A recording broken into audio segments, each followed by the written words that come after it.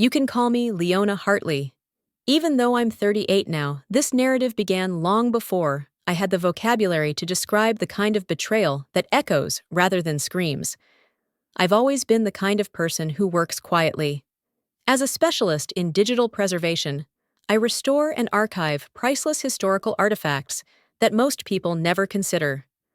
Dust Bowl letters, 1930s shopping lists, and faded Polaroids of families, without their names ever being printed on the back. I use information scanners and a steady hand to bring long-lost memories back to life. I never imagined that my own tale would be the thing I would have to preserve the most. My mother and I were alone for the majority of my life. I was a quiet child, with my hands always soiled with graphite or ink and my nose deep in a book. I learned early on to keep myself occupied, even though my mom did her best to work nights at a rehab facility. Next came my half-sister Tessa, who was born when I was 12 years old and is 5 years younger than me. A completely new universe, the same mom, a different dad. Everything about Tessa was different from me. Where I was quiet, it was loud. Where I was shadowed, it was bright. Naturally, the attention was drawn to her as soon as she arrived. At the time, I didn't feel resentment. I have my own rituals and my own nooks. I would rock her to sleep when she wailed. I would simply start afresh whenever she scrawled on my notes. I had created this little side project by the time I was in graduate school, completing my degree in library and information sciences. For underrepresented voices in American family history, a digital memory capsule. I was without funds. It wasn't formally announced. The only things I have are my laptop and an ancient Parker fountain pen that was my grandfather's. Even though the pen was no longer functional, I kept it on my desk as a memento of someone else who enjoyed peaceful things. I would scan, categorize, and organize stories from donated archives, garage auctions, and flea markets every weekend. The fading ink of immigrant women's diaries. These were not museum artifacts, torn recipes with notes in the margins, such as, "Turn halfway if crispiness is desired." But they were important to me. I recall Tessa asking me about it for the first time. After earning a degree in communications, she was attempting to determine her next course of action. I had asked her to come spend a week with me in Portland. We sipped tea on my apartment floor as she scrolled through digital photos on my screen. "This is amazing," she remarked. "Why haven't you made this public?" I gave a shrug. "It isn't prepared, still disorganized. I still own it." She smiled at me with that slanted expression that could make anyone happy. "You know this might be really big. You ought to present it to someone. Or allow me to assist you in turning it into something tangible." I should have stopped there because of the way she used the word real, as if it hadn't already been used. I didn't pause, though. I let her peruse everything.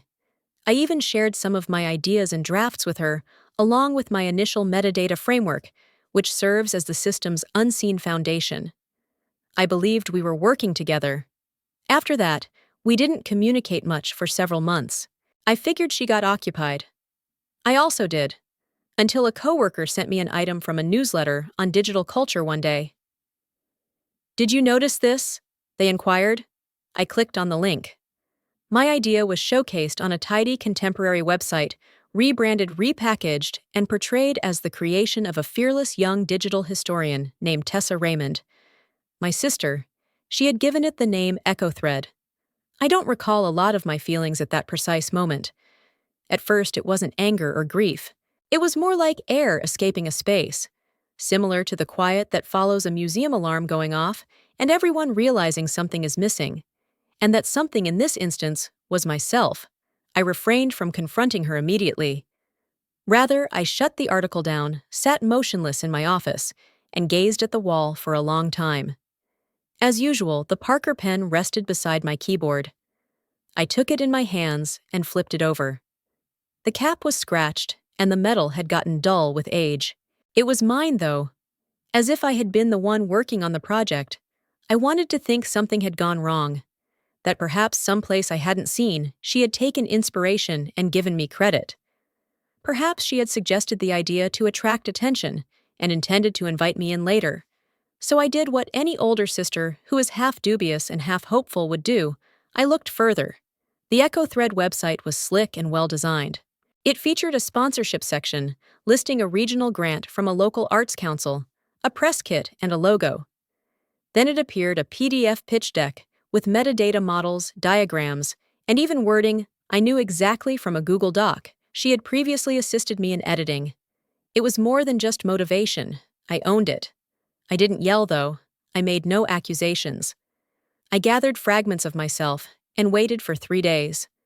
I then gave her a call. Her response was a vivacious, "Leona, how are you, my dear?" I didn't engage in polite conversation. "I looked at your project." A pause. "With caution, then. You mean Echo Thread. Do you mean the archive that I built over the course of 7 years?" She gave a little apprehensive laugh. "Come on, Leona. We discussed working together." "No, Tessa." I spoke. "You paid attention. You didn't request to take it. You kept it a secret from me." The hush was deeper than it had been before. I didn't anticipate that she would sound defensive when she finally spoke. She remarked, "You never did anything with it. You simply hoarded it." I saw promise. It was something I made. It was the smallest feeling I've ever had. It felt as if I had just been informed that my careful, methodical care, my quiet labor was only worthwhile if it produced sound. If it resulted in news releases and financing. "You removed my name from everything," I muttered. "You took me away."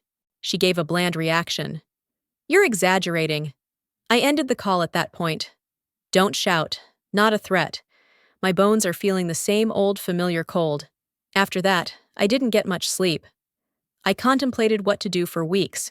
Since I couldn't afford a lawyer and couldn't bear the thought of tarnishing our family name in court documents, I didn't want to sue her.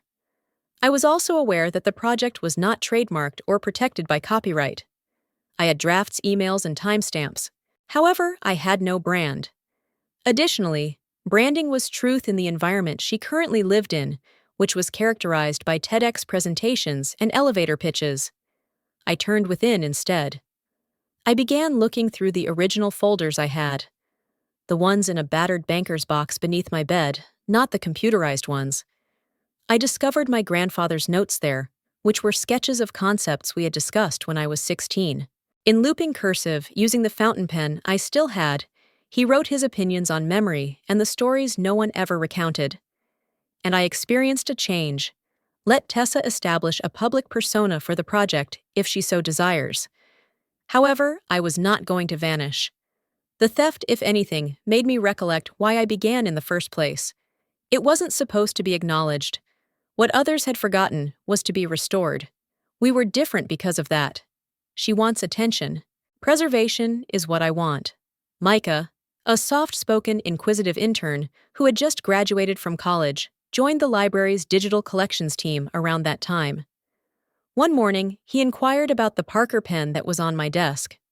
So I told him. Enough, but not the entire tale. I remarked, "This pen once belonged to someone who knew what it meant to preserve history." Micah regarded it as though it were made of gold. "You ought to share that tale sometime." I grinned. "Perhaps." Weeks went by. I continued to keep my head down, but I felt a renewed sense of quiet resolution. I started writing down whatever I could recall from my initial vision. From my old discs, I extracted files. Materials that didn't make the original cut were redigitized by me. I marked them using a brand new all-mine format that was more logical and intimate. Micah began assisting me after hours without compensation because he thought it was right. He once remarked, "You don't have to fix what she broke." "I'm not," I answered. "I'm constructing what I never had the opportunity to complete." In the fall of that year, I submitted an application for a small community grant called the Open Memory Project. I kept it under wraps. I kept Tessa in the dark. It was mine, though. All mine. And it started to grow in the silence. An elderly Missouri teacher sent me a shoebox full of fading index cards as my first donation. A youngster had written something about their family on each card. "My mom makes the best cornbread. My grandpa fixes tractors. We have a dog named Clyde who ate a whole sock once." The box had been sitting in her attic unopened for almost 40 years. I don't know if these are worth anything, but it felt wrong to throw them away. she stated in her letter. Perhaps someone will be interested. I was concerned. Our section on everyday legacy began with that box. I began recording brief oral histories to accompany the images, and Micah created a straightforward, tidy interface to contain them.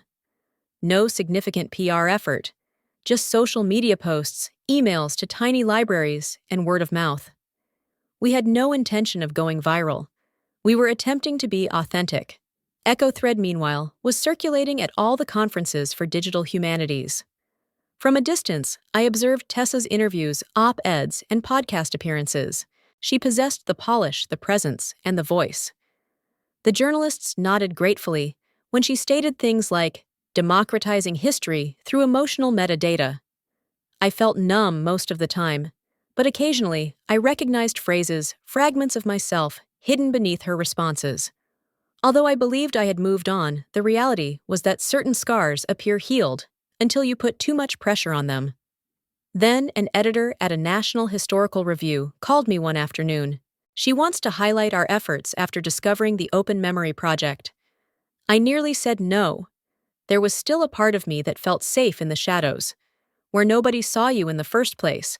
Therefore, nobody could steal anything. However, Micah made a statement that stuck. Your story has been stolen once already. This time, why not tell it yourself? I replied, yes. The composition was reflective and peaceful.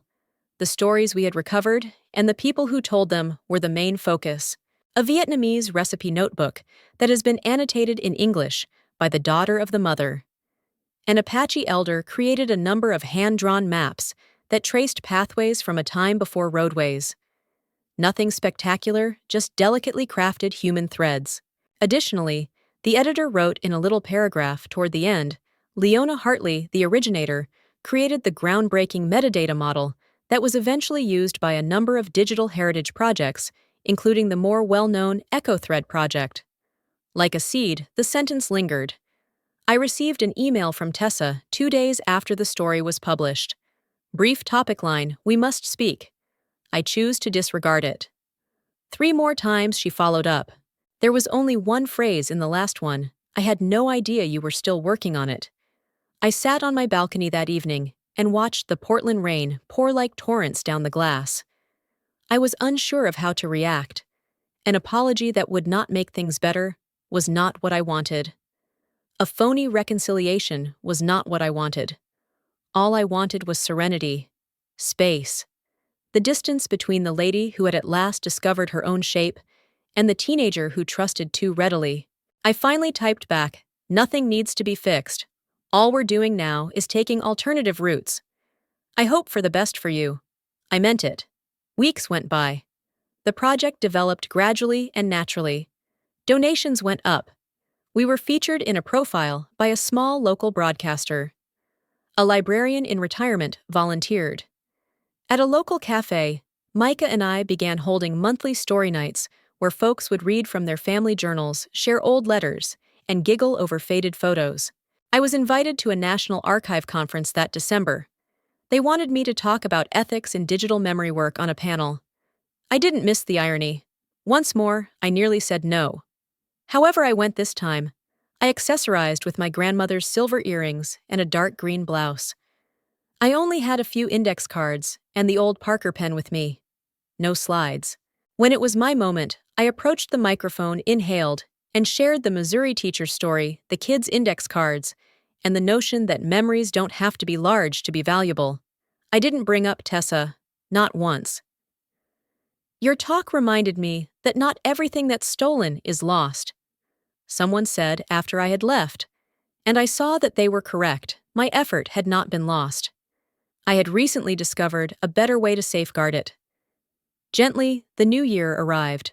The winters in Portland are silent, dark, and somewhat moist at the edges, like protracted exhalations. I started to want slower mornings, longer walks, and more quiet than normal.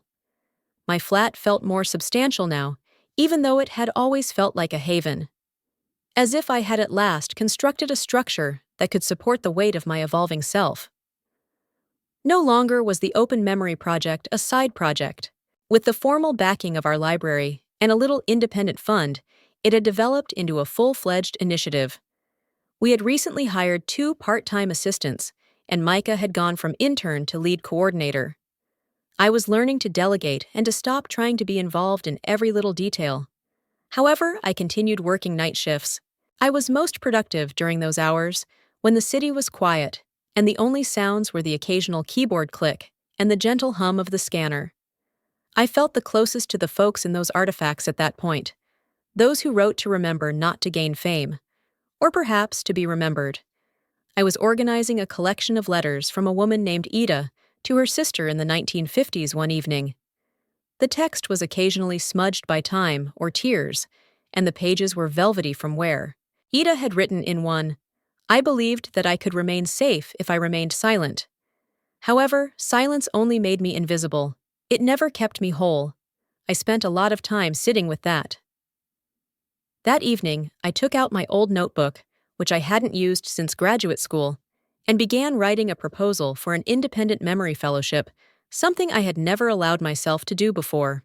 Every year, a small grant is given to individuals who are preserving forgotten family histories, such as teachers, elderly people, immigrants, or anyone else carrying out the task in silence, like I used to do by myself in my apartment. The Ida Fellowship is what I dubbed it. And I wrote, "For those who keep the light on, even when no one's watching," Hayes, in tiny script at the very bottom of the copy. My new compass was that. At this point, an unforeseen event occurred. Micah sent me an email from Zoe, a young developer who had just applied for the research assistant position at the fellowship. Her article was outstanding. It was emotional, genuine, and based on recollections. However, a note that stopped me cold was hidden in the last paragraph. I nearly decided not to apply. I don't have a car, and my grocery store shifts conflict with my transit alternatives. However, after reading Ms.